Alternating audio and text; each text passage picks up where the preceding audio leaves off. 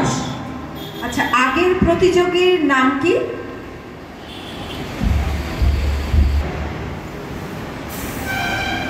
নমস্কার, আমি সৌরাংশু দাস। আজকে আমার নিবেদন কবি অলোক চট্টোপাধ্যায়ের লেখা কবিতা রবীন্দ্রনাথ।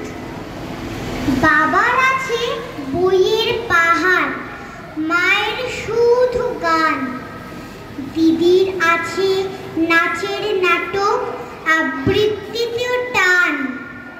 সন্ধে রাত্রি সকাল দুপুর সবার তুমি রবীন ঠাকুর। আমার কথা কে বা শোনে, বলছি কথা নিজের মনে। জানি তুমি মস্ত বড়, ওই যে ছবি দুলছে মালা, মেঝের উপর প্রদীপ জ্বালা।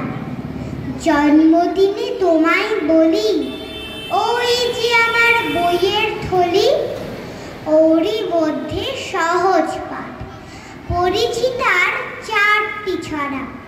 স্কুলেতে দেয় যেমন পড়া, ছড়ার মধ্যে সেই যে লেখা। হারিয়ে পাওয়া আলুটিরি না যায় ডালে ফিরে ফিরে, ঝুমকো ফুলের লতা।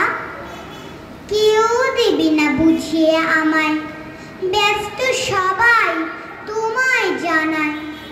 কাঁচের বাধা সরিয়ে ফেলো, আমার দিকে চোখটি মেলো রবীন ঠাকুর। স্বপ্নে তুমি এসো, ঝুমকো লতার আলোর নাচন বুঝিয়ে দিও তোমার মতন।